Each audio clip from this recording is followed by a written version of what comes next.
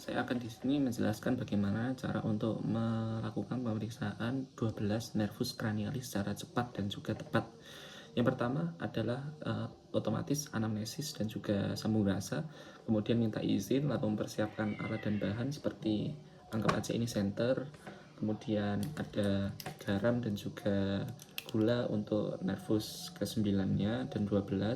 Setelah itu kita juga memerlukan kedua bau, yakni bau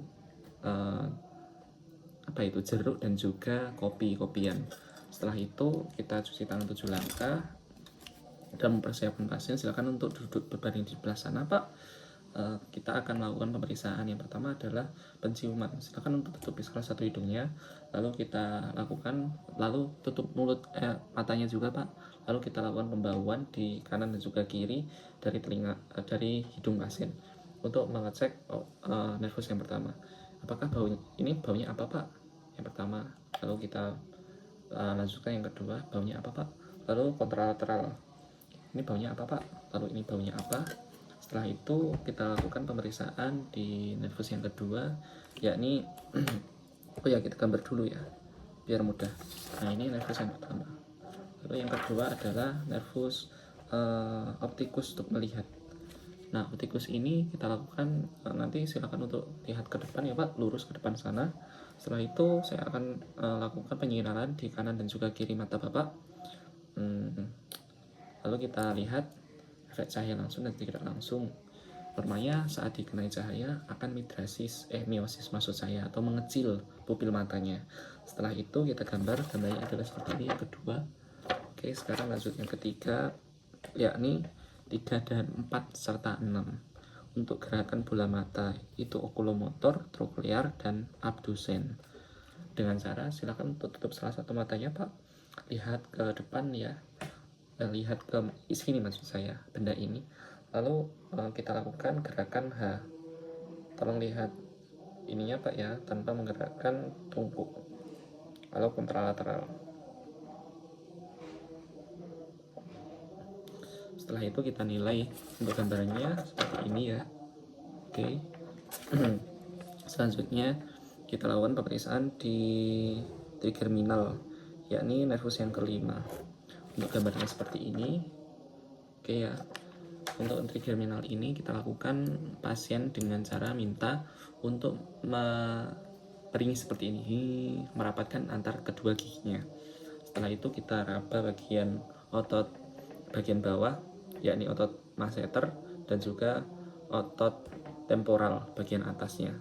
Setelah kita raba apakah ada deviasi atau tidak, selanjutnya kita lanjutkan untuk melakukan pemeriksaan nervus yang ketujuh, yakni nervus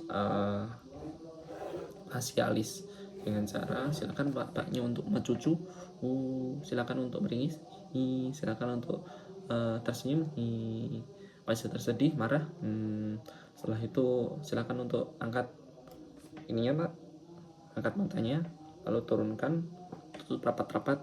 Bila ada lesi di upper motoric neuron, berarti yang menjadi parese hanya di orbicularis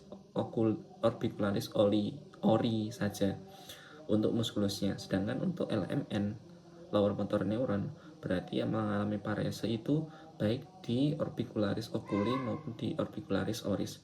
Setelah itu kita lakukan pemeriksaan di nervus yang ke-9 atau nervus cochlearis. Untuk gambarnya seperti ini ya, nervus cochlearis.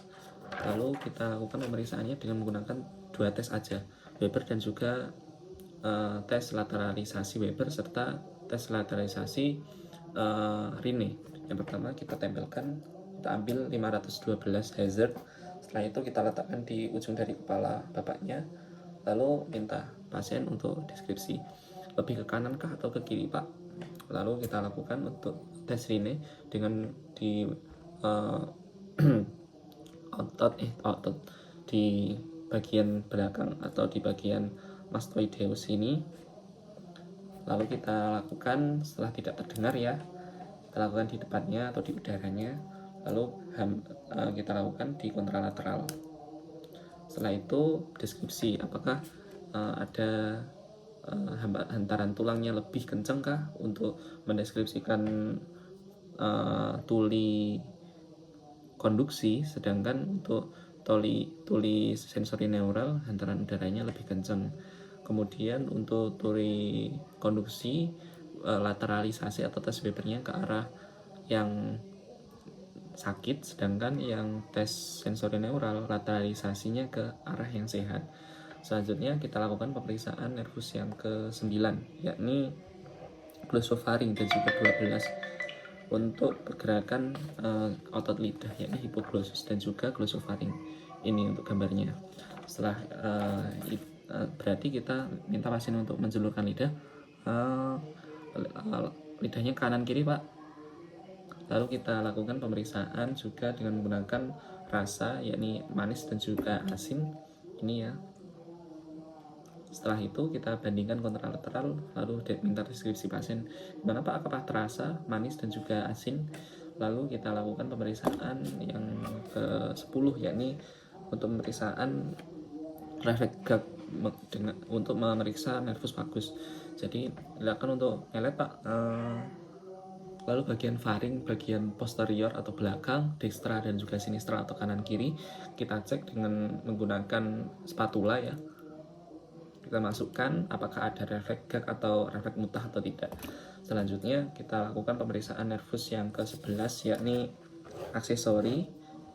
Ini paling mudah dan yang paling terakhir untuk menilai ini ya, aksesori. Untuk menilai musculus sternocleidomastoideus. Minta pasien untuk melihat kanan dan juga kiri.